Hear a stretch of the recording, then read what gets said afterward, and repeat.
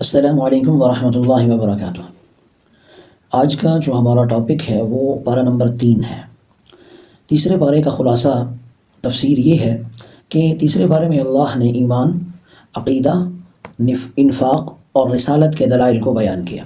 اگر پچھلے پارے کی ہم بات کریں کہ اس میں اتحاد امت اور اجتماعی نظام کی تشکیل پر بات ہوئی تھی، تو اس تیسرے پارے میں اللہ نے عقیدے کی مضبوطی اور مال کی تطہیر اور نبی کریم سرکار دو عالم صلی اللہ علیہ وسلم پر ایمان کو بیان فرمایا۔ تیسرے پارے کا آغاز ایک عظیم الشان توحید کی جامع ترین آیت یعنی آیت الکرسی سے ہوتا ہے۔ اللہ لا الہ الا ہو، اللہ تعالیٰ نے اس آیت کو بیان فرمایا اور یہ توحید کی جامع ترین آیات میں سے ہے۔ اس میں اللہ رب العزت کی حی قیوم کی صفت کو بیان کیا، اللہ کے علم، اللہ کی قدرت اور اس کی بادشاہت کو اس آیت میں بیان کیا۔ رسول اللہ صلی اللہ علیہ وآلہ وسلم نے فرمایا کہ جو بھی انسان ہر فرض نماز کے بعد اس آیت الکرسی کو پڑھے گا تو اللہ رب العزت اس کے درمیان اور جنت کے درمیان صرف موت کا فاصلہ رکھ دیتے ہیں، یعنی وہ جو ہی مرے گا تو سیدھا جنت میں داخل ہو جائے گا۔ آیت الکرسی ہمیں یہ بھی سکھاتی ہے کہ یہ سارا کائنات کا نظام خودکار نہیں ہے، اس کو ایک ذات ہے جو قائم رہنے والی ذات ہے، وہ اس نظام کو چلا رہی ہے، اور وہ ذات ایسی ہے کہ جس کو نہ نیند آتی ہے، نہ اونگ آتی ہے، نہ وہ سوتی ہے۔ اس کے بعد اللہ رب العزت نے نمرود اور ابراہیم علیہ السلام کا واقعہ بیان کیا۔ یہ دراصل عقل اور وحی کا مکالمہ ہے کہ جب ابراہیم علیہ السلام نے فرمایا کہ میرا رب زندگی دیتا ہے، میرا رب موت دیتا ہے، تو نمرود نے بھی کہا کہ میں بھی زندگی دیتا ہوں، موت دیتا ہوں۔ جب اللہ کے پیغمبر نے فرمایا کہ اچھا جب یہ بات ہے تو میرا رب مشرق سے سورج کو نکالتا ہے، اگر آپ رب ہیں تو پھر مغرب سے سورج کو نکال کر دکھیں۔ یہاں پہ آ کے وہ شیطان نمرود بالکل ڈھیلا پڑ گیا اور کمزور ہو گیا، اس کو پتہ چل گیا کہ یہ جس چیز کی بات ہو رہی ہے وہ چیز ایک سمجھ سے باہر ہے۔ یہ دلیل عقل کو جھنجھوڑ دینے والی تھی، ایسی دلیل تھی کہ جو عقل کو لاجواب کر دے۔ یہ واقعہ ہمیں یہ سبق دیتا ہے کہ ایمان اندھا نہیں ہوتا بلکہ دلیل کے ساتھ مزین ہوتا ہے۔ اور یہ بات بھی یاد رکھیں، ایمان تو دلیل کے ساتھ مزین ہوتا ہے لیکن تکبر انسان کو حق بات قبول کرنے سے پیچھے کر دیتا ہے۔ اس کے ساتھ اللہ رب العزت نے عزیر علیہ السلام کا واقعہ بیان کیا کہ جب وہ ایک ویران بستی سے گزر رہے تھے تو سوال کیا کہ اے اللہ مرنے کے بعد کیسے زندہ کرے گا؟ تو اللہ رب العزت نے 100 سال کے لیے موت دی اور پھر دوبارہ زندگی دی۔ یہ دراصل قیامت کی ایک عملی شکل تھی اور بتانا تھا کہ مرنے کے بعد دوبارہ زندہ کرنا اللہ کے لیے کوئی مشکل بات نہیں ہے۔ اس کے بعد ابراہیم علیہ السلام اور پرندوں کا واقعہ ہے کہ جب ابراہیم نے عرض کیا رب ارنی کیف تحیی الموتى، اے میرے پروردگار مجھے دکھائیں آپ کیسے زندہ کریں گے۔ اللہ نے فرمایا قال اولم تؤمن، کیا آپ کو ایمان نہیں ہے، کیا آپ اس بات پر ایمان نہیں رکھتے؟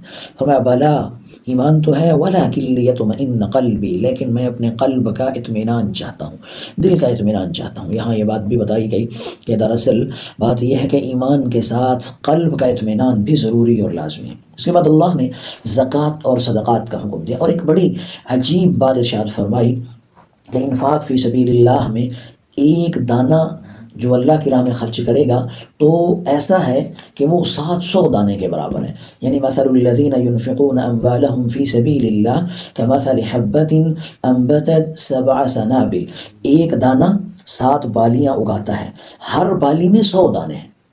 یہ ایک خرچ کی مثال تھی کہ آپ 1 روپیہ اگر خرچ کرتے ہیں تو اللہ اپنی مرضی سے اپنی قدرت سے اس کو بڑھا سکتے ہیں اور 700 گنا تک لے جا سکتے ہیں، بشرط یہ کہ اس میں ریاکاری نہ ہو، دھوکہ نہ ہو، کسی کو دکھلاوا نہ ہو۔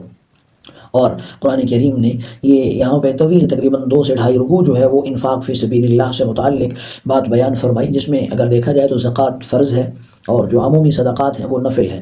زکوٰۃ مال کو بھی پاک کرتا ہے اور معاشرے میں بھی توازن کو لے کر آتی ہے، اور جو بخل ہے وہ انسان کو اندر سے کھوکھلا کر دیتا ہے۔ اس کے بعد اللہ رب العزت نے سود کی حرمت کو بیان، یہ سخت ترین گناہ ہے، سود کھانا حرام ہے، جائز نہیں ہے کسی بھی صورت میں، اور اللہ رب العزت اللہ تعالی ہمیں محفوظ فرمائے۔ اور ایسا گناہ ہے کہ جس کا کھانے والا، کھلانے والا، سود کے معاہدے کو لکھنے والا، سودی معاہدے کے لیے پیپر اور کاغذ فروخت کرنے والا، یعنی سارا کا سارا جو ہے وہ جتنے بھی اس میں لوگ ملوث ہوتے ہیں وہ سب گناہ گار ہیں، سب جو ہے وہ اسی طرح ظالم ہیں۔ در حقیقت سود ایک ظلم ہے جو دولت کا ارتکاز چند مخصوص لوگوں کے ہاتھوں میں کر دیتا ہے اور باقی پوری دنیا کو جو ہے وہ غریب کر دیتا ہے، جبکہ اسلام تجارت کو حلال قرار دیتا ہے۔ یمحق اللہ الربا ویربی الصدقات، احل اللہ البیع وحرم الربا۔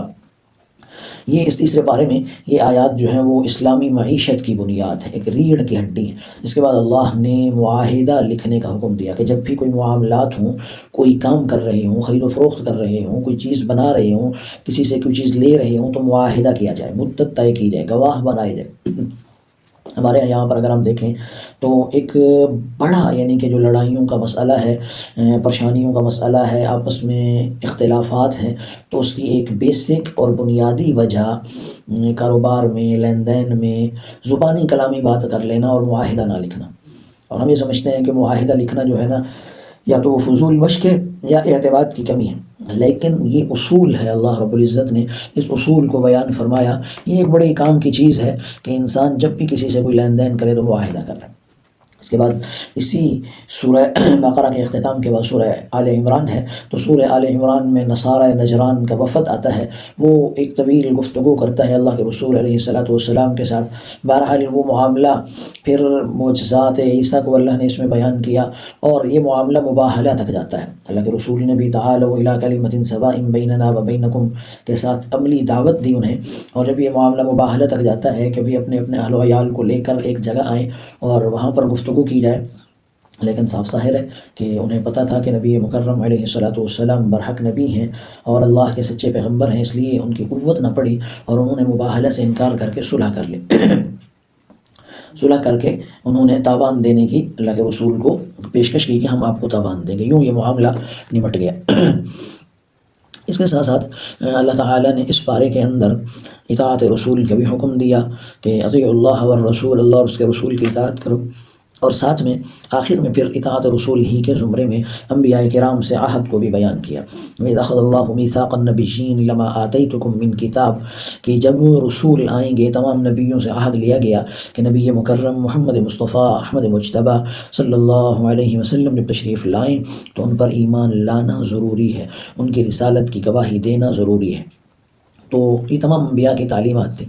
تو خلاصہ یوں سمجھ لیں پارہ نمبر 3 میں توحید کو مضبوط کرنا، پاک مال کو پاک کرنا، سود کو چھوڑنا، رسول پر کامل ایمان لانا اور حق پر ڈٹ جانے کو اللہ نے بیان فرمایا ہے۔